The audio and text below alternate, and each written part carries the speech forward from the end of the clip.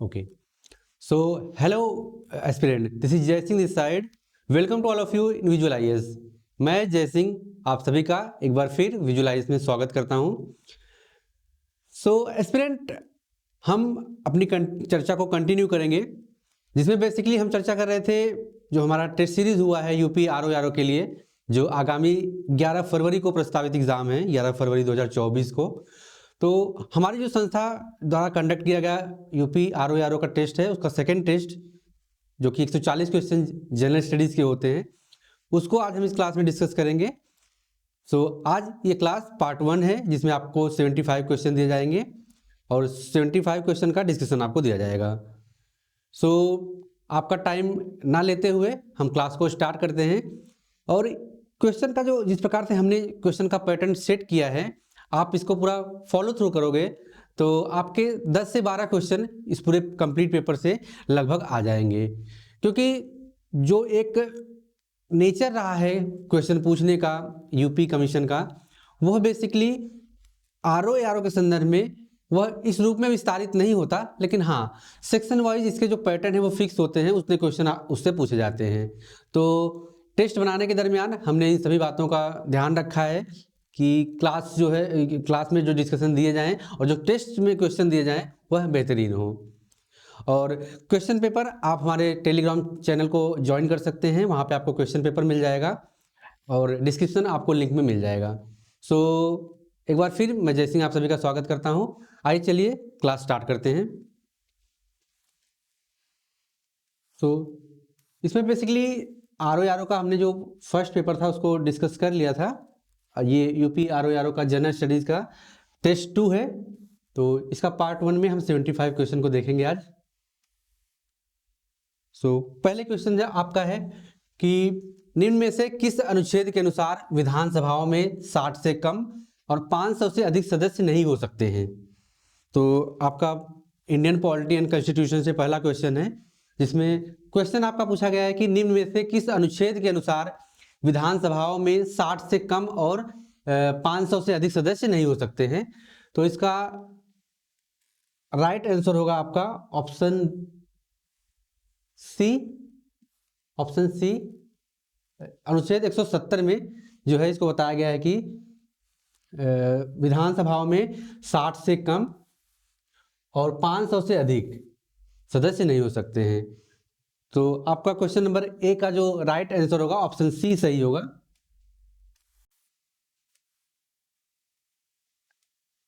Next question आपका है question number second, and question number second जो है वह आपका क्वेश्चन है केंद्रीय पशु प्रजनन फार्म उत्तर प्रदेश राज्य के किस जिले में अवस्थित है। केंद्रीय पशु प्रजनन फार्म उत्तर प्रदेश के किस राज्य में अवस्थित है। तो ये आपका है सेंट्रल एनिमल ब्रीडिंग फार्म। तो ये आपका ऑप्शन डी सही होगा, लखीमपुर खीरी। क्वेश्चन नंबर 2 का राइट आंसर होगा ऑप्शन डी। फिर आपका नेक्स्ट क्वेश्चन है क्वेश्चन नंबर 3, देश की कुल शहरी जनसंख्या में उत्तर प्रदेश का कौन सा स्थान है। तो चूंकि यहाँ पे अर्बन पॉपुलेशन पूछा जा रहा है, तो इसमें आपका ऑप्शन बी सही होगा, द्वितीय। जो ऑप्शन बी है वह आपका राइट आंसर होगा क्वेश्चन नंबर 3 के लिए। चूंकि यूपी आरओ के जो एग्जाम्स हैं उसमें उत्तर प्रदेश से स्पेशल भी 12 से 15 क्वेश्चन होते हैं, तो आपको उत्तर प्रदेश संबंधित जो स्पेशल तैयारी है उसकी भी रणनीति बनाकर तैयारी की जानी चाहिए, ताकि आपके जो एक मार्किंग है वो अच्छा स्कोर आप अचीव कर पाओ। फिर नेक्स्ट क्वेश्चन आपका है क्वेश्चन नंबर 4। क्वेश्चन नंबर 4 जो है आपका, यह भी उत्तर प्रदेश स्पेशल से संबंधित क्वेश्चन है। यहां पर आपका है उत्तर प्रदेश राज्य की अनुसूचित जातियों में लिंगानुपात कितना है। यहाँ पर अनुसूचित जाति पूछा है, तो 2 तरीके हैं इसमें, 2 चीजें होती है। एक अनुसूचित जाति होती है जिसे एससीज कहते हैं, और एक होता है अनुसूचित जनजाति जो आपका एसटीज के अंदर आता है। तो क्वेश्चन आपके दोनों से बनते हैं, क्योंकि आपका सेक्स रेशियो से क्वेश्चन है, लिंगानुपात कितना है। तो उत्तर प्रदेश राज्य में अनुसूचित जो जाति है एससी का जो आपका लिंगानुपात है वह 907 है। आपका जो लिंगानुपात है वह आपका काउंट किया जाता है 1000 पुरुष के कंपैरिजन में महिलाओं की संख्या कितनी है। तो यहाँ पर 1000 पुरुष के संदर्भ में इस कम्युनिटी की जो महिला की संख्या है वह 907 है। तो इस हिसाब से आपका जो क्वेश्चन 4 का राइट आंसर होगा ऑप्शन सी सही होगा। एसटीज में ये संख्या आपकी 951 है, तो इसे आप ध्यान रखिएगा। इस चीज में अनुसूचित जाति में 907 है, अनुसूचित जनजाति में 951 है। तो क्वेश्चन नंबर 4 का जो राइट आंसर होगा ऑप्शन सी सही होगा। आपका नेक्स्ट क्वेश्चन है क्वेश्चन नंबर 5। क्वेश्चन नंबर 5 जो है यहां पर एक बात और ध्यान रखने वाली है कि आपके जो नेशनल सेंसस है और खास करके उत्तर प्रदेश का सेंसस जो है उससे भी आपके 2 से 3 क्वेश्चन बन जाते हैं। तो अपनी तैयारी की प्रक्रिया में आपको सेंसस संबंधी जो क्वेश्चन है खास करके यूपी स्टेट के संदर्भित और साथ ही जो आपका नेशनल सेंसस है उससे संदर्भित आप इस टॉपिक को अच्छे से तैयार कर लीजिएगा। आपका नेक्स्ट क्वेश्चन है क्वेश्चन नंबर 5। उत्तर प्रदेश राज्य के सर्वाधिक जनसंख्या वाले जिलों को अवरोही क्रम में सजाएं तथा कूट की सहायता से अपना उत्तर चुनें। तो इसमें आपको जो सर्वाधिक जनसंख्या से और कम जनसंख्या की तरफ आना है। तो इसमें आपका जो राइट आंसर होगा ये होगा ऑप्शन बी। उत्तर प्रदेश में सबसे अधिक जनसंख्या जो है वो प्रयागराज जिले की है, फिर मुरादाबाद, फिर गाजियाबाद, फिर Azamgarh. So option B is right answer for question number 5, जिसमें आपका प्रयागराज की जो पॉपुलेशन है वो सबसे अधिक है दिए गए ऑप्शन के अनुसार, और मुरादाबाद की जनसंख्या इसके बाद है, फिर गाजियाबाद, फिर आजमगढ़। सो 5वें क्वेश्चन के लिए आपका जो राइट आंसर होगा ऑप्शन बी सही होगा। पढ़ते हैं आपके नेक्स्ट क्वेश्चन की तरफ। आपका नेक्स्ट क्वेश्चन है क्वेश्चन नंबर 6। क्वेश्चन नंबर 6 आपके उत्तर प्रदेश के आर्ट एंड कल्चर से पूछा गया है कि उत्तर प्रदेश के जौनपुर जिले में अवस्थित अटाला मस्जिद किस शैली में निर्मित है। तो आर्किटेक्चर स्टाइल पूछा गया है कि किस शैली में निर्मित है। तो यह आपका ऑप्शन सी सही होगा, सर की शैली। क्वेश्चन नंबर 6 के लिए आपका जो राइट आंसर है ऑप्शन सी सही होगा, सर की शैली। फिर क्वेश्चन नंबर 7 आपका है। क्वेश्चन नंबर 7 है निम्न में से उत्तर प्रदेश राज्य का इटावा घराना किसके लिए प्रसिद्ध है। इटावा घराना किसके लिए प्रसिद्ध है। तो ये आपका है सितार वादन के लिए। ऑप्शन डी राइट आंसर होगा क्वेश्चन नंबर 7 के लिए। क्वेश्चन नंबर 7 का जो राइट आंसर होगा ऑप्शन डी सही होगा, सितार वादन के लिए इटावा घराना प्रसिद्ध है। फिर नेक्स्ट क्वेश्चन आपका है क्वेश्चन नंबर 8। निम्न में से उत्तर प्रदेश के चरकुला नृत्य का संबंध किस क्षेत्र से है। तो क्वेश्चन का जो एक फॉर्मेट है इसमें आपका चरकुला नृत्य है उसके संदर्भ में क्वेश्चन पूछा जा रहा है। तो ये एक डांस फॉर्म है, किस क्षेत्र से संबंधित है उत्तर प्रदेश के, उससे पूछा गया है। आपके ऑप्शन है ऑप्शन ए पूर्वांचल क्षेत्र, ऑप्शन बी अवध क्षेत्र, ऑप्शन सी ब्रज क्षेत्र और ऑप्शन डी बुंदेलखंड क्षेत्र। तो चरकुला जो है एक प्रकार की नृत्य प्रणाली है, एक डांस फॉर्म है जिसमें दीपों की एक श्रृंखला बनाकर, लगभग उनकी संख्या 108 होती है, उसकी श्रृंखला बनाकर डांस प्रस्तुत किया जाता है जिसे चरकुला कहते हैं। तो आपका जो ये आंसर होगा क्वेश्चन नंबर 8 का वो राइट आंसर होगा option D, option C Braj क्षेत्र। तो क्वेश्चन नंबर 8 के लिए आपका जो राइट आंसर है ऑप्शन सी होगा, ब्रज क्षेत्र। फिर आपका नेक्स्ट क्वेश्चन है क्वेश्चन नंबर 9। और क्वेश्चन नंबर 9 जो है आपका उत्तर प्रदेश राज्य के कार्यालयों में राजभाषा हिंदी को अनिवार्य किया गया है। तो आपसे एक एग्जैक्ट टाइम पीरियड मांग रहा है, एग्जैक्ट डेट मांग रहा है आंसर कि किस डेट को राजभाषा जो है वह हिंदी है उसको अनिवार्य किया गया। तो इसका राइट आंसर होगा आपका ऑप्शन सी। क्वेश्चन नंबर 9 का ऑप्शन सी होगा, 26 जनवरी 1968 को उत्तर प्रदेश के कार्यालयों में राजभाषा हिंदी को अनिवार्य किया गया है। तो ऑप्शन सी सही होगा, 26 जनवरी 1968, 1968। इसके अलावा आपका नेक्स्ट क्वेश्चन है 10 क्वेश्चन। क्वेश्चन नंबर 10 पूछ रहा है आपसे कि उत्तर प्रदेश राज्य में सबसे अधिक लोगों द्वारा बोली जाने वाली उपबोली कौन सी है। तो यहाँ पर आपकी उपबोली पूछ रहा है कि उत्तर प्रदेश में सबसे अधिक लोगों द्वारा बोली जाने वाली उपबोली कौन सी है। तो यहाँ पर आपकी भोजपुरी आएगी। ऑप्शन सी सही जवाब होगा क्वेश्चन नंबर 10 के लिए। क्योंकि उत्तर प्रदेश का जो कल्चर है वह भी अपने आप में एक डाइवर्सिटी क्रिएट करता है, डाइवर्सिटी रखता है। तो उसके संदर्भ में जो क्वेश्चन आपके बनते हैं वह 1 से 2 हो सकते हैं। तो आप जब उत्तर प्रदेश स्पेशल के सेक्शन कवर कीजिएगा तो जो आपके क्लाइमेट्स हो गए ज्योग्राफी से रिलेटेड, फिर कल्चर फेस्टिवल्स जो हो गए, फिर अगर कोई विशेष दिन है उत्तर प्रदेश से संदर्भित तो उसके क्वेश्चन पूछता है। तो अपनी तैयारी के दरमियान आप इन सेक्शन को कवर कीजिए और एक बेहतरीन तैयारी के साथ अटेम्प्ट दीजिए, आपका फॉर श्योर सिलेक्शन निश्चित होगा। पीटी तो आप क्वालिफाई कर लेंगे।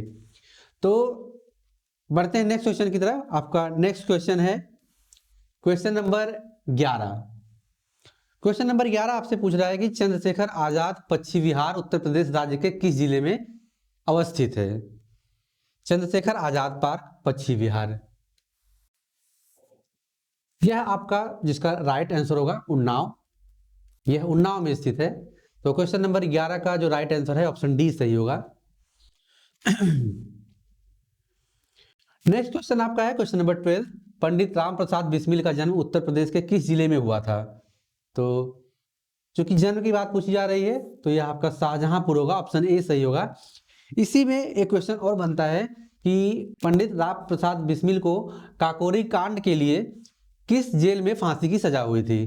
तो किस जेल में हुई थी? तो यह आपका गोरखपुर सेंट्रल जेल जो है गोरखपुर में हुई थी। तो जन्म की बात हो गई तो आपका शाहजहांपुर आंसर आएगा, ऑप्शन ए। और अगर किस जेल में फांसी दी गई थी तो आपको गोरखपुर ये क्लिक करना पड़ेगा, ऑप्शन सी। तो क्वेश्चन नंबर 12 का जो राइट आंसर होगा वह होगा ऑप्शन ए शाहजहांपुर।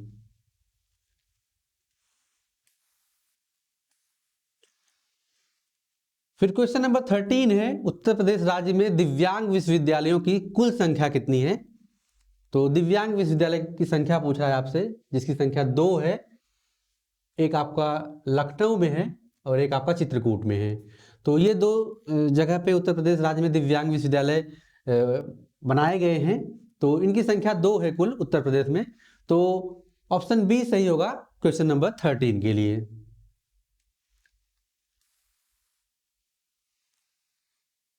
फिर नेक्स्ट क्वेश्चन आपका है निम्न में से किस कृषि विश्वविद्यालय की स्थापना प्रदेश में सर्वप्रथम हुई?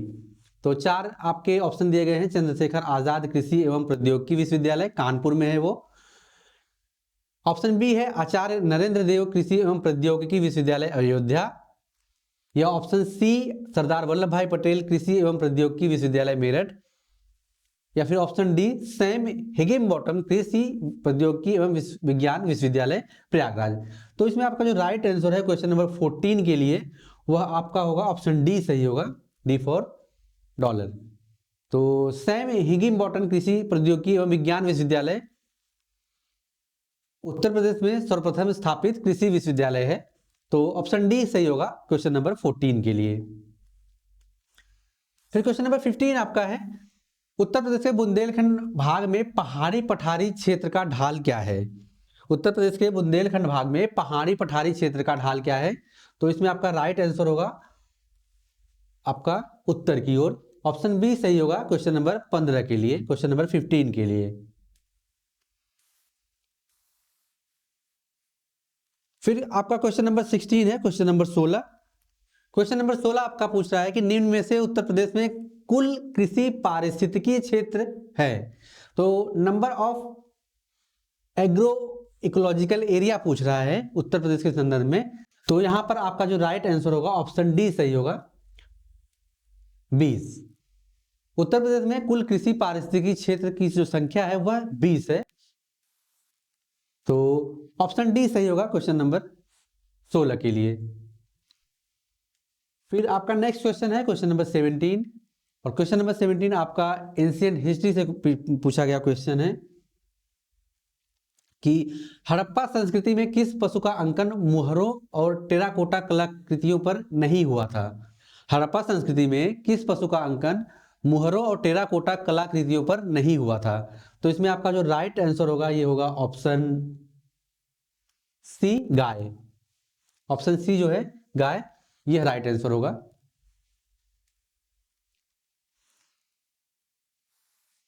फिर बढ़ते हैं नेक्स्ट क्वेश्चन की तरफ। आपका नेक्स्ट क्वेश्चन है क्वेश्चन नंबर 18, क्वेश्चन नंबर 18 है, प्राचीन भारत में अक्सर सुने जाने वाले मशाका शब्द का संबंध किस एक से है?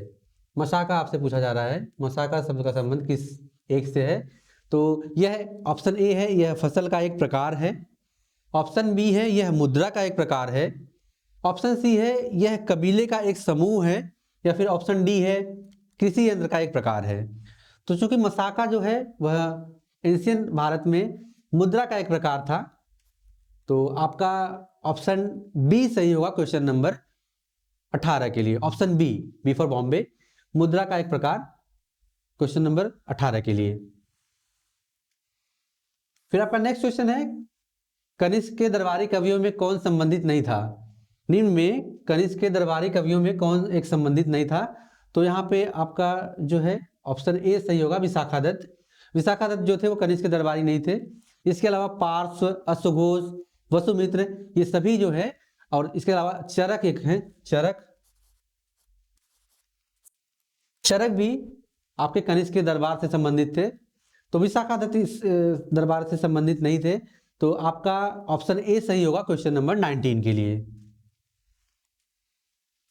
फिर आपका नेक्स्ट क्वेश्चन है, निम्नलिखित में से कर्म का सिद्धांत किससे संबंधित है? निम्नलिखित में से कर्म का सिद्धांत किससे संबंधित है? तो आपका ऑप्शन सी सही होगा, मीमांसा।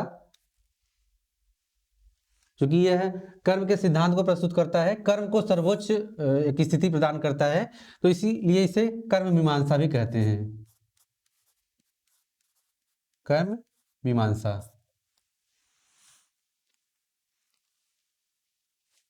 फिर आपका नेक्स्ट क्वेश्चन है क्वेश्चन नंबर 21, निम्न में से प्रसिद्ध नैमिषारण्य तीर्थ का संबंध किस एक जनपद से है? तो नैमिषारण्य तीर्थ है, उसकी उपस्थिति पूछा है, वो किस स्थान से बिलोंग करता है, किस जिले में है? तो आपका ये सीतापुर आएगा। ऑप्शन ए सही होगा क्वेश्चन नंबर 21 के लिए, ऑप्शन ए। फिर आपका क्वेश्चन नंबर 22 है, निम्नलिखित में से किसके शासनकाल में तंजौर के बृहदीश्वर मंदिर का निर्माण हुआ था? तो तंजौर के बृहदीश्वर मंदिर का निर्माण जो है वह राजराज प्रथम के शासनकाल में हुआ था, जो कि चोल डायनेस्टी से संबंधित थे, चोल राजवंश से संबंधित थे। तो आपका ऑप्शन डी सही होगा क्वेश्चन नंबर 22 के लिए।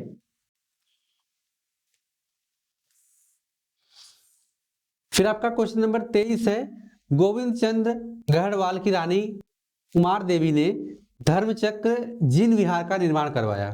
तो ये जिन विहार जो है इसका निर्माण करवाया।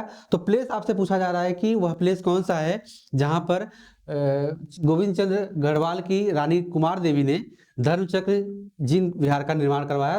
तो ये आपका ऑप्शन बी सही होगा, सारनाथ। सारनाथ इसका सही जवाब है क्वेश्चन नंबर 23 के लिए। फिर आपका क्वेश्चन नंबर 24 है, निम्नलिखित में से रागमाला ग्रंथ की रचना किसके द्वारा की गई? रागमाला ग्रंथ की रचना यह पुंडरीक विट्ठल, आपका ऑप्शन सी सही है, ऑप्शन सी सही होगा, पुंडरीक विट्ठल, क्वेश्चन नंबर 24 के लिए। रागमाला ग्रंथ की जो रचना है वह पुंडरीक विट्ठल द्वारा की गई। क्वेश्चन नंबर 24 का राइट आंसर होगा ऑप्शन सी। फिर क्वेश्चन नंबर 25 आपका है, निम्नलिखित में से किस सूफी संत ने कृष्ण को औलिया के रूप में माना था? कृष्ण को औलिया के रूप में माना था, तो यह आपका शाह मोहम्मद गौस होंगे। ऑप्शन डी सही होगा क्वेश्चन नंबर 25 के लिए। सूफी संत शाह मोहम्मद गौस ने कृष्ण को औलिया के रूप में चिन्हित किया और उनको एक अपर स्थिति प्रदान की। तो 25 क्वेश्चन नंबर का जो राइट आंसर होगा आपका ऑप्शन डी सही होगा, शाह मोहम्मद गौस। फिर आर के बढ़ते क्वेश्चन में देखते हैं क्वेश्चन नंबर 26।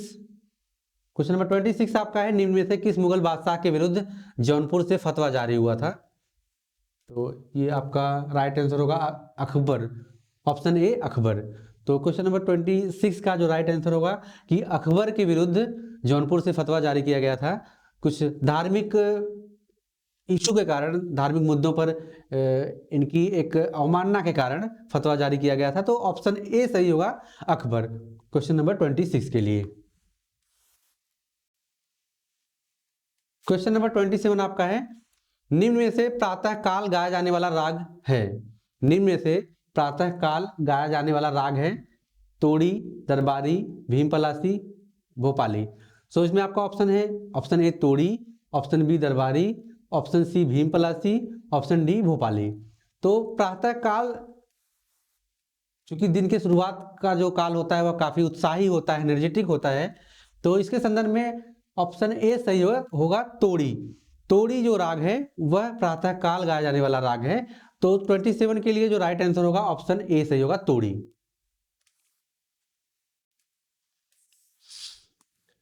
फिर आपका क्वेश्चन नंबर 28 है, कर्नाटक का प्रथम युद्ध किस संधि के तहत समाप्त हुआ था? तो कर्नाटक का जो प्रथम युद्ध है यह आपका ऑप्शन ए सही होगा एक्स ला सापेल की संधि थी।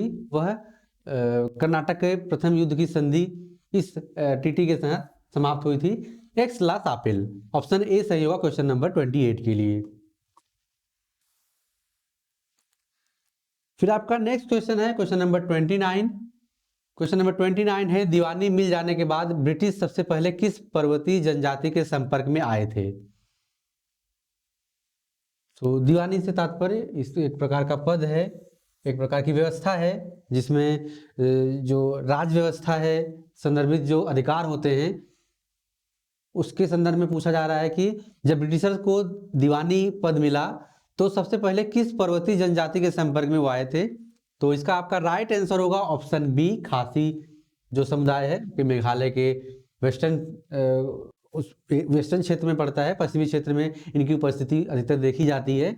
तो खासी जनजाति थी, उसके संदर्भ में यह खासी पर्वतीय जनजाति थी जिसके संपर्क में पहली बार ब्रिटिश दीवानी मिल जाने के बाद आए थे। तो क्वेश्चन नंबर 29 का जो राइट आंसर है आपका ऑप्शन बी सही होगा खासी। फिर आपका नेक्स्ट क्वेश्चन है क्वेश्चन नंबर 30 निम्नलिखित में से सुरक्षा प्रकोष्ठ की नीति का संबंध किस एक से है? ये आपका सेफ्टी वॉल का कंसेप्ट है, सेफ्टी वॉल या फिर रिंग सेफ्टी वॉल जो होता है, सेफ्टी वॉल या फिर आप इसे रिंग फेंस थियरी भी कहते हैं।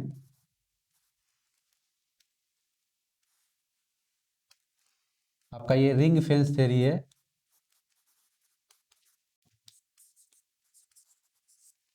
सो रिंग फेंस थियरी जो है आपकी यह वॉरेन हेस्टिंग्स से इनकी थियरी थी। तो अब क्वेश्चन नंबर 30 का जो राइट आंसर होगा ऑप्शन डी सही होगा आपका वॉरेन हेस्टिंग्स। इसके अलावा लॉर्ड वेलेजली जो थे उन्होंने भी इसको अपनाया था। तो क्वेश्चन नंबर 30 का जो राइट आंसर होगा वो आपका ऑप्शन डी सही होगा वॉरेन हेस्टिंग्स।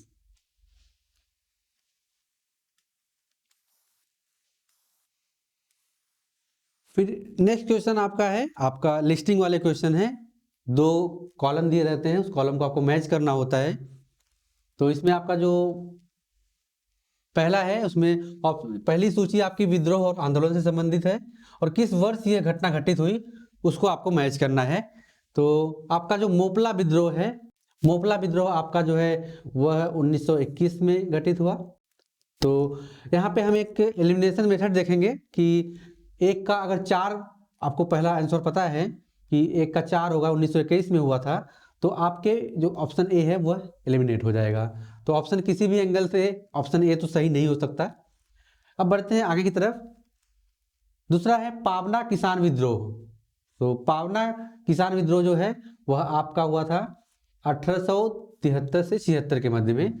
सो दूसरे का आपका ए एक होगा, बी का एक होगा। तो बी का एक आपके ऑप्शन सी और ऑप्शन डी में दिख रहे हैं, तो ऑप्शन बी इसमें एलिमिनेट हो जाएगा आपका। तो ये आपका इसमें से कोई एक आंसर सही होगा ऑप्शन सी और डी में से। फिर बढ़ते हैं नेक्स्ट तरफ, नेक्स्ट ऑप्शन पे। बंगाल का नील विद्रोह, यह घटना घटित हुई थी 1859 और 60 में। आपका जो 1857 की लड़ाई थी, आपका 1857 का विद्रोह था, उसके बाद यह बंगाल का नील विद्रोह भी हुआ 1859 और 60 में, 1859 एंड 60 में। तो आपका ऑप्शन सी के लिए जो राइट आंसर सी के लिए 2 है, तो सी के लिए 2 आपका ऑप्शन डी में है। तो इस प्रकार से आपका ऑप्शन डी सही होगा क्वेश्चन नंबर 31 के लिए। इस प्रकार के क्वेश्चन की जो सबसे बड़ी खासियत ये है कि कहीं कहीं आपको 3 अटेम्प्ट करना पड़ता है। अगर आपको 3 आता है तो 4th ऑटोमेटिक बन जाता है, तो आपको 3 तक प्रयास करना पड़ता है। इसके अलावा बहुत बार ऐसा होता है कि आपका जो कोडिंग होती है उसमें एक आपको आंसर पता है तब भी हो जाता है, नहीं तो एटलीस्ट 2 अगर आप करते हो तो आपका जो क्वेश्चन अटेम्प्ट करने और उसको सही करने की संभावना होती है वो बढ़ जाती है। तो इसमें आपका जो ऑप्शन होगा 31 के लिए वह ऑप्शन डी सही होगा। सो क्वेश्चन नंबर 31 के लिए ऑप्शन डी सही आंसर है। फिर आपका नेक्स्ट क्वेश्चन है क्वेश्चन नंबर 32। क्वेश्चन नंबर 32 है, निम्न में से महाराष्ट्र के किस सुधारक को लोक हितवादी के नाम से जाना जाता है? लोक हितवादी के नाम से किन्हें जाना जाता है? तो ये आपका जो राइट आंसर होगा ये ऑप्शन सी सही होगा, गोपाल हरि देशमुख। गोपाल हरि देशमुख को लोक हितवादी के नाम से जाना जाता है, जिसमें ये महाराष्ट्र के एक प्रमुख सामाजिक सुधारक थे जिन्होंने शिक्षा पर और वहाँ की जो रूढ़िवादी प्रथा थी उसको दूर करने का प्रयास किया, उसके लिए कई आंदोलन चलाए। तो इस वजह से इन्हें लोक हितवादी कहा जाता है, गोपाल हरि देशमुख को। ऑप्शन सी सही होगा क्वेश्चन नंबर 32 के लिए। फिर आपका नेक्स्ट क्वेश्चन है क्वेश्चन नंबर 33। क्वेश्चन नंबर 33 आपका है, निम्नलिखित में किस एक से हाली पद्धति का संबंध है? हाली पद्धति का संबंध किससे है? तो आपका हाली पद्धति का संबंध जो है किसानों के शोषण से, ऑप्शन ए। ऑप्शन बी छुआछूत से, ऑप्शन सी बंधुआ मजदूरी से, या फिर ऑप्शन डी शिक्षा से। तो आपका हाली पद्धति जो है यह बारदोली, जो कि आपका गुजरात में पड़ता है, यहाँ पर यह एक बंधुआ मजदूरी प्रथा थी जिसमें जो अपर क्लास एक रूलर थे वह जो लोअर क्लास सर्वाइविंग लोग थे उनको अपने यहाँ बिना वेतन के एक मजदूर की तरह रखते थे, जिन्हें बंधुआ मजदूरी के रूप में काम करना पड़ता था। तो आपका सही जवाब होगा क्वेश्चन नंबर 33 के लिए बंधुआ मजदूरी। तो हाली पद्धति आपके बंधुआ मजदूरी से संबंधित थी। तो क्वेश्चन 33 का राइट आंसर होगा ऑप्शन सी, बंधुआ मजदूरी से हाली पद्धति का संबंध है। फिर आपका नेक्स्ट क्वेश्चन है क्वेश्चन नंबर 34। क्वेश्चन नंबर 34 है, निम्नलिखित में से किस महिला क्रांतिकारी ने दीक्षांत समारोह में अपनी उपाधि ग्रहण करते समय अंग्रेज गवर्नर पर गोली चलाई थी? तो इसका राइट आंसर होगा आपका ऑप्शन ए, बीना दास। 1932 में यह घटना घटित हुई थी, जिसमें यह अपने जो एक एनुअल फंक्शन होता है दीक्षांत समारोह, तो उसमें ये अपना जो डिग्री है वह लेने गई थी और उन्होंने अंग्रेज गवर्नर पर गोली चलाई थी। तो क्वेश्चन नंबर 34 का जो राइट आंसर होगा वो ऑप्शन ए सही होगा, बीना दास। फिर आपका नेक्स्ट क्वेश्चन है क्वेश्चन नंबर 35। क्वेश्चन नंबर 35 है, महात्मा गांधी ने भारतीय राष्ट्रीय कांग्रेस के अधिवेशनों में से किस एक में सर्वप्रथम भाग लिया था? तो सर्वप्रथम आपसे पूछा है कि सर्वप्रथम महात्मा गांधी की जो उपस्थिति है वह किस सेशन में थी कांग्रेस के अधिवेशन में? तो चूंकि 1893 के आसपास महात्मा गांधी जो थे वह साउथ अफ्रीका में काफी एक्टिव थे, तो भारत में भी उनका रुख हुआ। तो 1901 का जो अधिवेशन था, कलकत्ता अधिवेशन 1901, उसमें इनकी भूमिका देखने को मिली, उसमें ये उपस्थित हुए, उसमें शामिल हुए। तो क्वेश्चन नंबर 35 के लिए जो राइट आंसर होगा ऑप्शन ए सही होगा, कलकत्ता अधिवेशन 1901। फिर आपका नेक्स्ट क्वेश्चन है क्वेश्चन नंबर 36। क्वेश्चन नंबर 36 आपका जो है वह कह रहा है कि निम्न में से रेडिकल डेमोक्रेटिक पार्टी का गठन किसने किया था? सो रेडिकल डेमोक्रेटिक पार्टी का जो गठन है यह ऑप्शन बी सही होगा, एम.एन. राय ने 1940 के आसपास रेडिकल डेमोक्रेटिक पार्टी का गठन किया था। एम.एन. रॉय आपका राइट आंसर होगा क्वेश्चन नंबर 36 के लिए।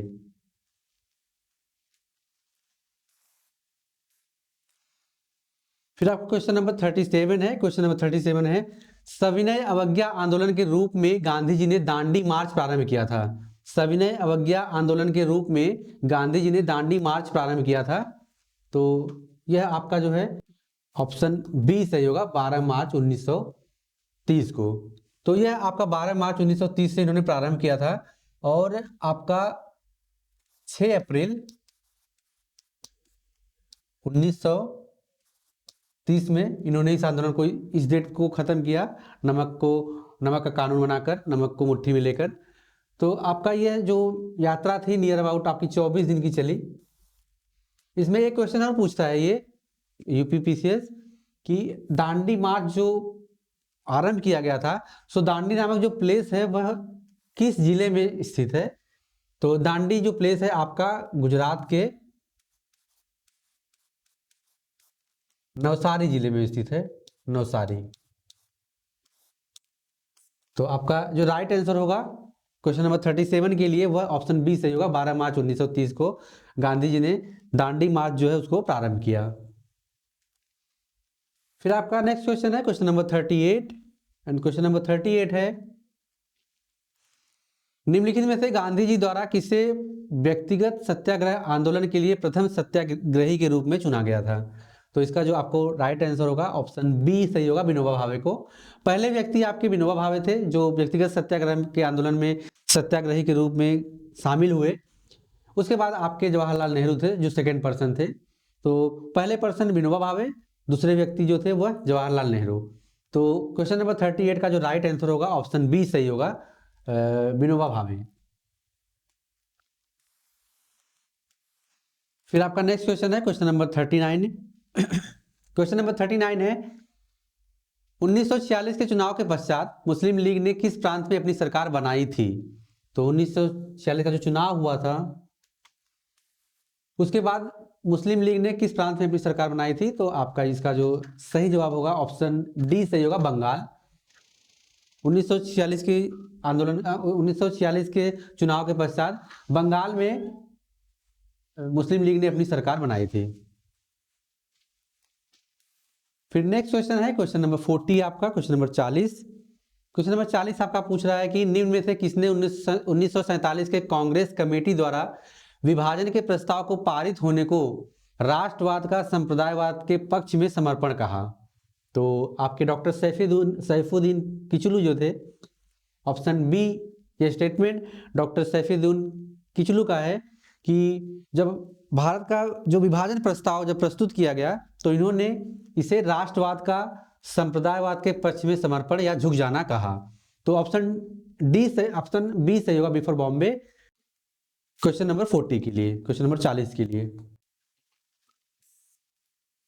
फिर आपका नेक्स्ट क्वेश्चन है question number 41 and question number 41 जो है वह है transnational grid interconnection for one sun one world one grid एक दिवसीय सम्मेलन कहाँ आयोजित हुआ है? तो यहाँ से आपके करंट अफेयर क्वेश्चन की शुरुआत होती है। तो करंट अफेयर की भूमिका किसी भी कॉम्पिटिटिव एग्जाम के लिए बहुत महत्वपूर्ण है। तो आपके यूपी आरओ में एक अच्छा खासा वेटेज करंट अफेयर के क्वेश्चन का देखने को मिलता है। तो करंट अफेयर आपके पीटी क्वालिफाई करने में, आपके प्रथम स्टेज को क्वालिफाई करने में एक महत्वपूर्ण भूमिका अदा करता है। तो आपका लेवल करंट अफेयर का एक बेहतरीन होना चाहिए ताकि आप अटमोस्ट क्वेश्चन, ज़्यादा से ज़्यादा क्वेश्चन अटेम्प्ट कर पाओ। तो आपका क्वेश्चन है 41 कि transnational grid interconnection for one sun one world one grid एक दिवसीय सम्मेलन कहाँ आयोजित हुआ था? तो यह आपका नई दिल्ली में हाल ही में आयोजित किया गया था। यह जो अवधारणा है one sun one world one grid की, यह हम भारतीय प्रधानमंत्री पीएम नरेंद्र मोदी द्वारा प्रस्तुत किया गया विचार है। नरेंद्र मोदी द्वारा यह प्रस्तुत किया गया विचार है। तो आपका जो राइट आंसर होगा 41 के लिए वह ऑप्शन बी सही होगा, नई दिल्ली। फिर आपका क्वेश्चन नंबर 42 है अंतरराष्ट्रीय सौर गठबंधन क्या है?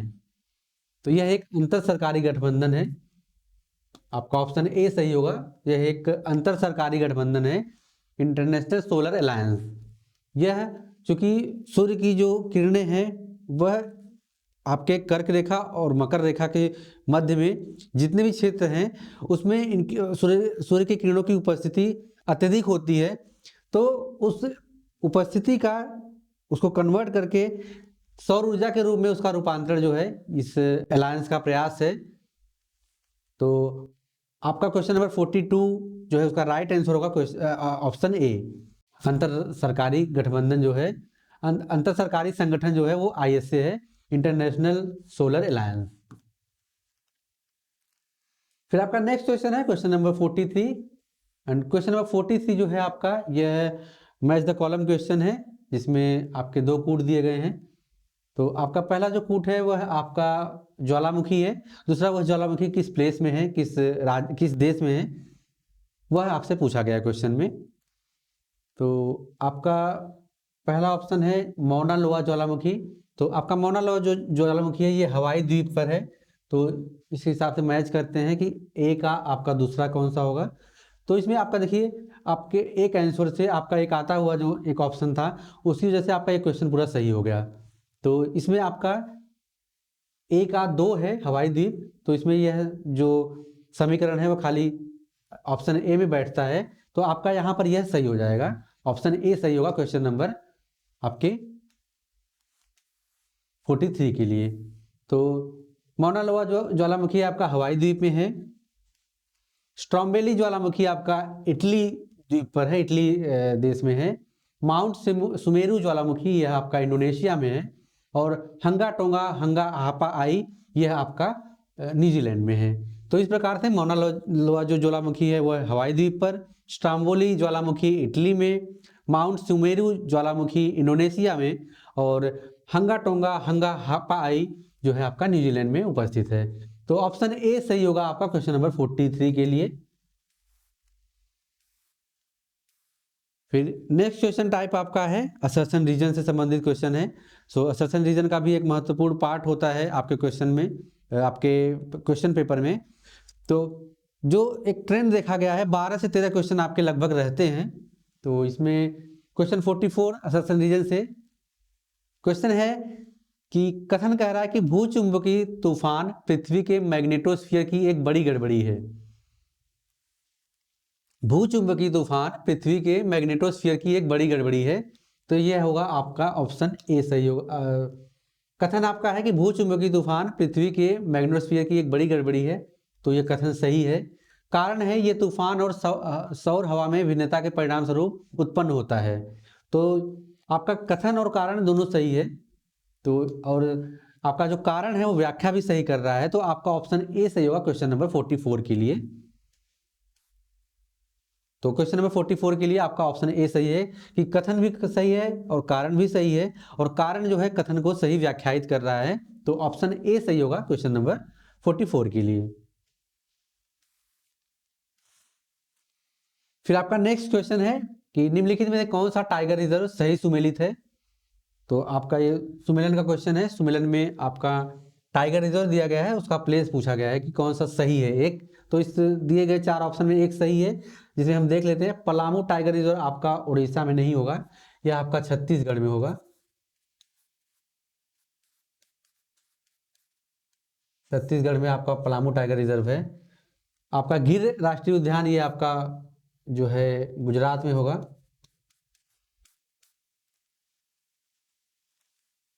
और ऑप्शन डी जो है दुधवा राष्ट्रीय उद्यान ये आपका उत्तर प्रदेश में है। तो इस हिसाब से आपका जो ऑप्शन बी है वह सही है, क्योंकि पीलीभीत टाइगर रिजर्व उत्तर प्रदेश लखीमपुर खीरी में है, और यही ऑप्शन दिए गए ऑप्शन में सही होगा। तो क्वेश्चन नंबर 45 का जो राइट आंसर है ऑप्शन बी सही होगा, ऑप्शन बी फॉर बॉम्बे। फिर नेक्स्ट क्वेश्चन है राष्ट्रीय बाघ संरक्षण प्राधिकरण किस मंत्रालय के अंतर्गत आता है। क्वेश्चन 46 है राष्ट्रीय बाघ संरक्षण प्राधिकरण किस मंत्रालय के अंतर्गत आता है। तो यह आपका ऑप्शन ए सही होगा, पर्यावरण वन और जलवायु परिवर्तन मंत्रालय। ऑप्शन ए सही होगा क्वेश्चन नंबर 46 के लिए। फिर नेक्स्ट क्वेश्चन आपका है क्वेश्चन नंबर 47, निम्नलिखित में से प्रोजेक्ट एलिफेंट की स्थापना किस वर्ष की गई थी। प्रोजेक्ट एलिफेंट जो है यह हाथियों के कंजर्वेशन के लिए, हाथियों के संरक्षण के लिए, क्योंकि अधिकतर देखा गया है कि ह्यूमन और एनिमल कन्फ्लिक्ट होते रहते हैं, क्योंकि शहरीकरण का जो एक प्रभाव है वह बहुत विस्तृत क्षेत्र तक पड़ा है, और मानवीय आवास के लिए, मानवीय खेती के लिए जंगलों की कटाई की जा रही है। तो जो जानवरों के आवास हैं उनका एक कन्फ्लिक्ट होता जा रहा है, उनका एक मेल मिलाप होता जा रहा है कि मानवीय आवास के साथ। तो अधिकतर उनके बीच कन्फ्लिक्ट देखा जाता है। तो उसी के संरक्षण के लिए, और अन्य कारण भी है जिससे एलिफेंट की जो खतरे की स्थिति है वो बढ़ी हुई है। तो 1991-92 में आपका प्रोजेक्ट एलिफेंट की शुरुआत की गई थी, 1991-92। तो आपका ऑप्शन बी सही होगा क्वेश्चन नंबर 47 के लिए। फिर आपका क्वेश्चन नंबर 48 है, निम्न में से भारत के किस मानसून से सर्वाधिक वर्षा होती है? किस मानसून से? तो आपके ऑप्शन हैं, ऑप्शन ए दक्षिण पश्चिमी मानसून, ऑप्शन बी दक्षिण पूर्वी मानसून, ऑप्शन सी लौटते मानसून, या ऑप्शन डी इनमें से कोई नहीं। तो आपका ऑप्शन जो दक्षिण पूर्वी मानसून है, ऑप्शन बी सही होगा क्वेश्चन नंबर 48 के लिए। दक्षिण सॉरी ये आपका जो राइट आंसर होगा ऑप्शन ए सही होगा, दक्षिण पश्चिमी मानसून। दक्षिण पश्चिमी मानसून से भारत में सर्वाधिक वर्षा होती है, जहां जो कि आपका 1 जून के आसपास केरल के आसपास पहुंचता है। 1 जून के आसपास आपका केरल में इसकी स्थिति देखी जाती है। फिर 15 अगस्त तक आते आते 15 जुलाई तक आते आते यह पूरे भारत में इसका प्रभाव देखा जाता है। तो इससे एक काफी अधिक मात्रा में वर्षा होती है। तो इसलिए क्वेश्चन नंबर 48 का जो राइट आंसर होगा वह ऑप्शन ए सही होगा। क्वेश्चन नंबर 49 है, निम्न में से भूकंप की तीव्रता किस यंत्र से मापी जाती है? तो भूकंप की जो तीव्रता है उसकी इंटेंसिटी मापने के लिए सिस्मोग्राफ का इस्तेमाल किया जाता है। ऑप्शन ए सही होगा क्वेश्चन नंबर 49 के लिए, सिस्मोग्राफ। फिर आपका नेक्स्ट क्वेश्चन है क्वेश्चन नंबर 50, क्वेश्चन नंबर 50, निम्न में से किस अधिनियम में केंद्र द्वैध शासन प्रणाली को स्थापित किया? निम्न में से किस अधिनियम ने केंद्र में द्वैध शासन प्रणाली को स्थापित किया? तो आपका इसमें जो राइट आंसर होगा, द्वैध शासन प्रणाली जो है, डायरकी सिस्टम जो है, यह केंद्र की बात की जा रही है। तो आपका ऑप्शन डी सही होगा। इसी तरह से केंद्र और राज्य में दोनों में जो स्थापित, अगर पूछा जाएगा क्वेश्चन आपका, तो उसका आंसर होगा भारत शासन अधिनियम 1919। लेकिन सिर्फ केंद्र में द्वैध शासन प्रणाली स्थापित हुई, तो यह आपका ऑप्शन डी सही होगा। केंद्र में द्वैध शासन प्रणाली भारत शासन अधिनियम 1935 के तहत की गई। तो आपका ये क्वेश्चन 50 का जो राइट आंसर होगा ऑप्शन डी सही होगा, डी फॉर डॉलर।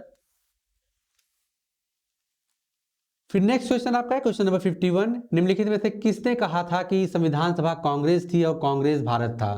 तो यह एक बड़ा स्टेटमेंट है, जब ये उस दरमियान कहा गया था। तो ग्रेनविल ऑस्टिन जो थे, जो एक संविधानविद थे, उन्होंने ये स्टेटमेंट दिया कि संविधान सभा कांग्रेस थी और कांग्रेस भारत था। तो ग्रेनविल ऑस्टिन इसका राइट आंसर होगा। क्वेश्चन नंबर 51 का सही जवाब होगा ऑप्शन सी। फिर आपका नेक्स्ट क्वेश्चन है, नेक्स्ट क्वेश्चन है 52 आपकी लिस्टिंग की क्वेश्चन है। लिस्टिंग में आपका 2 सूची दी गई है।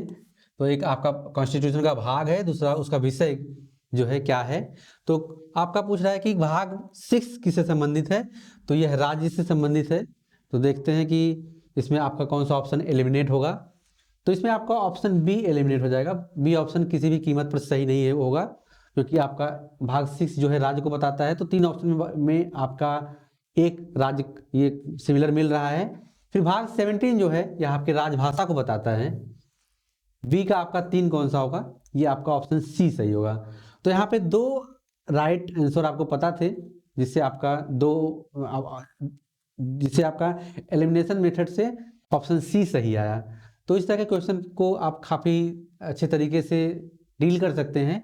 बस फर्क आपका ये होता है कि कुछ क्वेश्चन आपको एक में मिल जाएंगे आंसर, कुछ में आपको 2 तक अटेम्प्ट करना पड़ेगा, और कभी कभी जब आपकी किस्मत खराब रही तो फिर तीनों आपका आना चाहिए। जब 3 आपको आते हैं तो चौथा ऑटोमेटिक आ जाता है। तो 52 का जो राइट आंसर होगा वो होगा ऑप्शन सी। नेक्स्ट क्वेश्चन आपका है क्वेश्चन नंबर 53। क्वेश्चन नंबर 53 है, निम्नलिखित में से कौन सा एक सुमेलित नहीं है? तो ये आपका बोल्ड पॉइंट है, जिसपे आपको नहीं है पे ध्यान देना है। तो संघ लोक सेवा आयोग 315 अनुच्छेद ये सही है। नियंत्रक एवं महालेखा परीक्षक ऑप्शन बी कह रहा है, ये अनुच्छेद 148 में वर्णित है, ये भी सही है। फिर आपका उपराष्ट्रपति को हटाना अनुच्छेद 67 ख, ये भी आपका सही है। स्पीकर को हटाना अनुच्छेद 92 ये दिया गया है, तो ये स्पीकर को हटाना ये आपका 94 आएगा, ऑप्शन 94 अनुच्छेद 94 में इसको व्याख्यायित किया गया है, प्रोसेस बताया गया है। तो स्पीकर को हटाने की जो प्रोविजन है वह अनुच्छेद 94 में बताया गया है। तो 53 के लिए जो राइट आंसर होगा आपका डी ऑप्शन सही होगा, क्योंकि डी गलत है इस लिहाज से 53 सही है, क्योंकि नहीं है पूछा है। तो क्वेश्चन 53 का जो राइट आंसर है वो आपका ऑप्शन डी होगा। फिर आपका क्वेश्चन नंबर 54 है। क्वेश्चन 54 जो है यह भी आपसे पूछा है कि कौन सा एक सुमेलित है। तो यहाँ पर नहीं वर्ड है, तो फिर नहीं वर्ड नहीं है, तो आप इसको कौन सा सुमेलित है। तो अनुसूची एक जो है संवैधानिक प्राधिकारियों के वेतन के बारे में उपबंध करता है, यह आपका गलत है। अनुसूची एक इसके संदर्भ में नहीं है, वह राज्य और संघ के बारे में है। अनुसूची 3 जो दिया गया है ऑप्शन बी का, राज्यसभा में स्थानों का आवंटन, ये अनुच्छेद 4 में आएगा आपका। तो अनुच्छेद 4 जो अनुसूची 4 है, सॉरी शेड्यूल 4 है, वो आपका राज्यसभा में स्थानों का आवंटन से संबंधित है। तो आपका ऑप्शन बी भी गलत हो जाएगा। अनुसूची 6 है, जनजातीय क्षेत्रों से संबंधित है, तो ये आपका ऑप्शन सही है। अनुसूची 6 जो है आपका जो शेड्यूल एरियाज होते हैं उस पर ये फोकस करता है, उससे संबंधित है। तो ऑप्शन सी सही होगा क्वेश्चन नंबर 54 के लिए। और ऑप्शन डी दिया गया अनुसूची 9 भाषाओं से संबंधित है, तो यह भाषाओं से संबंधित नहीं है, यह आपका जो भूमि अधिग्रहण संबंधी कानून है उससे संबंधित है। तो अनुसूची 9 का जो सही जवाब होगा आपका वह भूमि अधिग्रहण संबंधी कानून होगा, जो कि भाषाएं यहाँ दिया गया है, तो ये गलत हो जाएगा। तो इस प्रकार से आपका क्वेश्चन नंबर 54 का जो राइट आंसर है वो ऑप्शन सी होगा। अनुसूची 6 जो है जनजातीय क्षेत्रों से संबंधित है।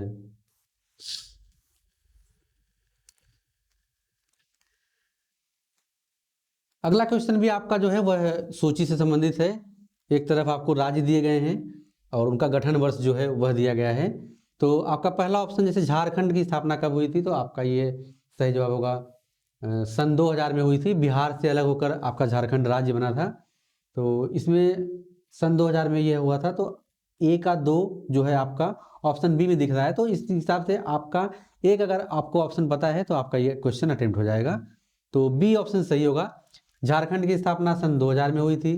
तेलंगाना आंध्र प्रदेश से अलग होकर सन 2014 में बना था।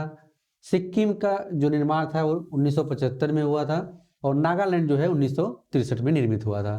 तो इस प्रकार से आपका क्वेश्चन नंबर 55 का जो राइट आंसर होगा ऑप्शन बी सही होगा, बी फॉर बॉम्बे। फिर नेक्स्ट क्वेश्चन आपका है क्वेश्चन नंबर 56। भारत के राष्ट्रपति अपनी शक्तियों का प्रयोग करते हैं। भारत के राष्ट्रपति अपनी शक्तियों का प्रयोग करते हैं। तो ऑप्शन ए है मंत्रिमंडल के द्वारा, ऑप्शन बी है मंत्रियों के द्वारा, ऑप्शन सी प्रधानमंत्री के द्वारा, ऑप्शन डी सीधे अथवा अपने अधीनस्थ अधिकारियों द्वारा। तो इसमें आपका जो राइट आंसर होगा ऑप्शन डी सही होगा, सीधे अथवा अपने अधीनस्थ अधिकारियों द्वारा। क्वेश्चन नंबर 56 का right answer option D, D for Delhi. फिर नेक्स्ट क्वेश्चन है क्वेश्चन नंबर 57। निम्नलिखित में से किस अनुच्छेद के तहत सर्वोच्च न्यायालय में तदर्थ न्यायाधीशों की नियुक्ति की जाती है। तो बड़े केस पेंडिंग पड़ने पर या फिर जब न्यायालय को इस रूप में आवश्यकता होती है तो तदर्थ न्यायाधीशों की नियुक्ति की जाती है। यह मेंशन किया गया है अनुच्छेद 127 में। आपका 57 का राइट आंसर होगा ऑप्शन बी, अनुच्छेद 127 में तदर्थ न्यायाधीशों की नियुक्ति संबंधी प्रोविजन बताए गए हैं। फिर आपका नेक्स्ट क्वेश्चन है क्वेश्चन नंबर 58। निम्न में से किस अनुच्छेद के तहत राज्यपाल राष्ट्रपति के विचार के लिए किसी विधेयक को आरक्षित कर सकता है। तो राज्यपाल से संबंधित क्वेश्चन है, इसमें पूछा है कि राज्यपाल किस अनुच्छेद के अंतर्गत राष्ट्रपति के विचार के लिए विधेयक को आरक्षित कर सकता है। तो जो विधेयक को आरक्षित करने संबंधी जो अधिकार होते हैं राज्यपाल के संदर्भ में पूछा है, तो यह अनुच्छेद 200 में बताया गया है। ऑप्शन डी सही होगा क्वेश्चन नंबर 58 के लिए। फिर नेक्स्ट क्वेश्चन आपका है 59। निम्नलिखित में से भारतीय संविधान के किस भाग में केंद्र राज्य विधायी संबंध बताए गए हैं। तो ये आपका रिपीटेड क्वेश्चन इस रूप में पूछे जाते हैं, तो इस तरीके के क्वेश्चन आप देख लीजिएगा, क्योंकि भाग, शेड्यूल और जो और फैक्चुअल क्वेश्चन बनते हैं आपके, वो सारी चीज़ें पूछी जाती हैं मैच द कॉलम के रूप में या फिर डायरेक्टली रूप में। आपके जो अनुच्छेद हैं, जो आपके आर्टिकल्स हैं, वो सारी चीज़ें क्वेश्चन पूछे जाते हैं, तो आप इस रूप में भी अपनी तैयारी कर सकते हैं। सो क्वेश्चन है, निम्नलिखित में से भारतीय संविधान के किस भाग में केंद्र राज्य विधायी संबंध दिए गए हैं? तो इसमें आपका ऑप्शन सी सही होगा। भाग 11 में केंद्र राज्य के विधायी संबंधों के बारे में बताया गया है। फिर आपका नेक्स्ट क्वेश्चन है क्वेश्चन नंबर 60, निम्न में से सर्वप्रथम लोकायुक्त विधेयक पारित करने वाला प्रथम भारतीय राज्य है? तो ये आपका हो जाएगा उत्तराखंड। लोकायुक्त विधेयक पारित करने वाला प्रथम भारतीय राज्य उत्तराखंड है।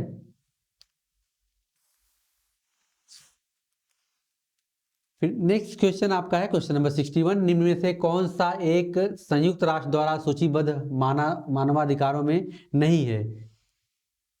किन मानवाधिकारों की चर्चा जो है वह संयुक्त राष्ट्र का जो एक सूचीबद्ध लिस्टिंग अधिकार डायरी है या फिर अधिकार रूल है वो शामिल नहीं है। तो निजता का अधिकार जो है आपका ये इसमें शामिल नहीं है। तो 61 के लिए जो राइट आंसर होगा ऑप्शन बी सही होगा, निजता का अधिकार। फिर क्वेश्चन 62 आपका है, निम्न में से भारत के मुख्य निर्वाचन आयुक्त की पदावधि क्या है? तो उनका टेन्योर पूछा हुआ है, जो आपके चीफ इलेक्शन कमीशन होते हैं उनका। तो ऑप्शन ये है राष्ट्रपति के प्रसाद पर्यंत, यह अपनी जो एक पोस्ट है अपना पद धारण करते हैं।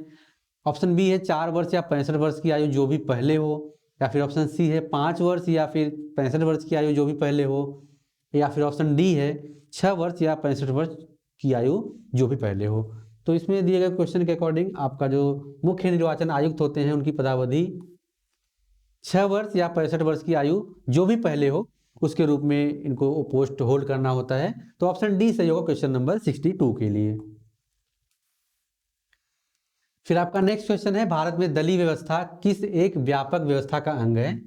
तो यह आपका राजनीतिक व्यवस्था का अंग है एक। तो आपका दलीय व्यवस्था जो है वह राजनीतिक व्यवस्था का अंग है। तो ऑप्शन ए सही होगा क्वेश्चन नंबर 63 के लिए। फिर आपका नेक्स्ट क्वेश्चन है क्वेश्चन नंबर 64, ऊर्जा संक्रमण सूचकांक 2023 में भारत को कौन सा स्थान मिला है? तो यह आपका आंसर डी सही होगा, D for dollar. 67th rank India को मिली है। यहाँ पे एक क्वेश्चन और बनता है जिसमें आपका पूछता है कि किस संस्था द्वारा ये ऊर्जा संक्रमण सिद्धांत जो है वह जारी किया जाता है? तो WEF द्वारा आपका ऊर्जा संक्रमण सिद्धांत जारी किया, ऊर्जा संक्रमण सूचकांक जो है जारी किया जाता है WEF द्वारा। तो क्वेश्चन नंबर 64 का जो राइट आंसर होगा ऑप्शन डी सही होगा, 67। फिर आपका नेक्स्ट क्वेश्चन है क्वेश्चन नंबर 65, G7 का 49वां शिखर सम्मेलन का आयोजन कहाँ पर हुआ था? तो ये डायरेक्टली वन लाइनर क्वेश्चन है। और हाल ही में जो एक महत्वपूर्ण बैठकें होती हैं इंटरनेशनल लेवल पर विभिन्न ऑर्गेनाइजेशन के, विभिन्न ग्रुप के, तो उससे संबंधित क्वेश्चन भी काफ़ी पूछे जाते हैं। तो इसे भी आप अपनी तैयारी के दरमियान एक फोकस कर सकते हैं, ध्यान दे सकते हैं। तो क्वेश्चन नंबर 65 का जो राइट आंसर होगा, G7 का 49वां शिखर सम्मेलन का आयोजन कहाँ हुआ था? तो ऑप्शन बी सही होगा, जापान में। ऑप्शन बी सही होगा, जापान में G7 का 49वां शिखर सम्मेलन आयोजित किया गया था। फिर आपका नेक्स्ट क्वेश्चन है क्वेश्चन नंबर 66, हिंद प्रशांत द्वीप समूह सहयोग मंच का 3रा शिखर सम्मेलन कहाँ पर आयोजित हुआ था? तो यह आपका ऑप्शन डी सही होगा, D for dollar, Papua New Guinea में। फिर नेक्स्ट क्वेश्चन है, हाल ही में नाटो का कौन सा 31वां सदस्य देश बना है? 31वां सदस्य जो है वह कौन सा देश बना है नाटो का? तो ये आपका फिनलैंड है। ऑप्शन बी फॉर बॉम्बे सही होगा, फिनलैंड। फिर नेक्स्ट क्वेश्चन है, हाल ही में भारत की 13वीं महारत्न कंपनी बनी है। 13th पूछा है, 13वीं महारत्न कंपनी जो है वह oil India limited, option C सही होगा। बढ़ते हैं नेक्स्ट क्वेश्चन की तरफ। आपका नेक्स्ट क्वेश्चन है, निम्न में से मार्च 2023 के अंत तक कुल भारत पर विदेशी ऋण है? तो यह आपका होगा ऑप्शन डी, $624.7 अरब। ऑप्शन डी सही होगा क्वेश्चन नंबर 69 के लिए।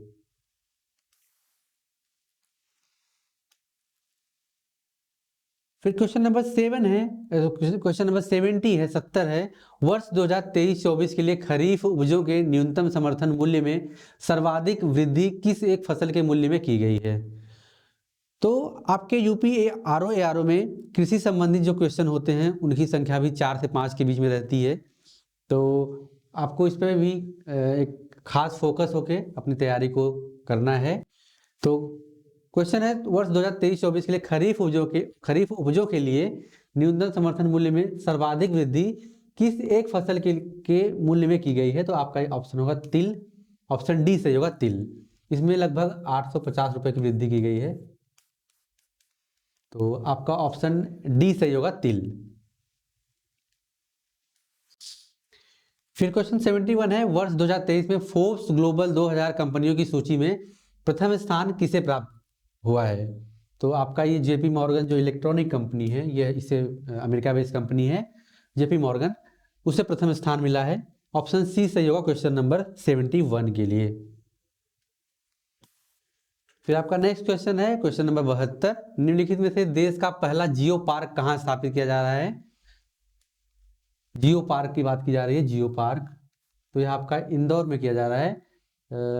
सॉरी, इंदौर नहीं है, आपका होगा जबलपुर, इंदौर नहीं, ये होगा जबलपुर में किया जा रहा है। तो आपका क्वेश्चन नंबर 72 का जो राइट आंसर होगा जबलपुर, जियो पार्क की स्थापना जबलपुर में की जा रही है। फिर नेक्स्ट क्वेश्चन है क्वेश्चन नंबर 73, निम्न में से किस एक मंदिर को अंतरराष्ट्रीय ग्रीन एप्पल अवार्ड प्रदान किया गया है?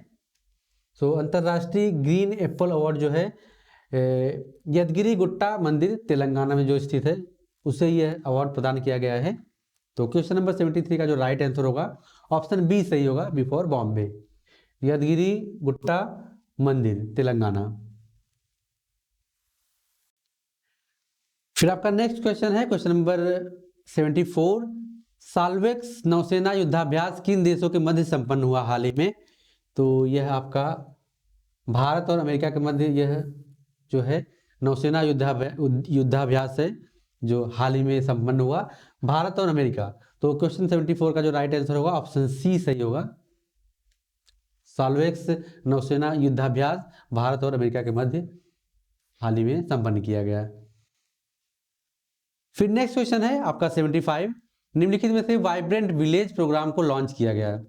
तो आपसे डेट पूछा गया है, तो कुछ क्वेश्चन जो होते हैं आपसे डेट संबंधी पूछ लिया जाता है कि किस जो प्रोग्राम है या फिर कोई भी अभ्यास है किस डेट को प्रारंभ किया गया था, या फिर कोई खास गतिविधि हुई है, तो डेट आपके लिए इंपॉर्टेंट हो जाता है।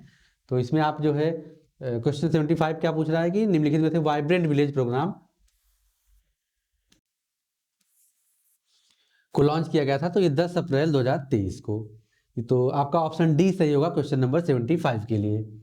तो इस प्रकार से हमने आज का जो हमारा भाग था शुरुआत के 75 क्वेश्चन पे डिस्कशन किया। आरओ जो हमारा टेस्ट सेकेंड हुआ था फुल लेंथ का जीएस का, इसके बचे हुए पार्ट को हम कल कवर करेंगे आने वाले क्लास में। सो आपको इसका पीडीएफ और इसका जो एक्सप्लेनेशन की है वो सारा चीज़ आपको टेलीग्राम पे मिल जाएगा। तो डिस्क्रिप्शन में हमारा चैनल का लिंक दिया गया है, आप हमारे इंस्टाग्राम और अदर सोशल मीडिया साइट, साथ ही टेलीग्राम पर आपकी पहुंच हो सकती है, तो आप वहां से हमसे जुड़िए और लेटेस्ट अपडेट के साथ हमसे जुड़े रहिए। सो मिलते हैं नेक्स्ट क्लास में, और चैनल को सब्सक्राइब कीजिए, वीडियो को लाइक कीजिए और अपने दोस्तों के साथ शेयर कीजिए, तो इससे हमें एक मोटिवेशन मिलता है। तो मिलते हैं नेक्स्ट क्लास में। Thank you so much.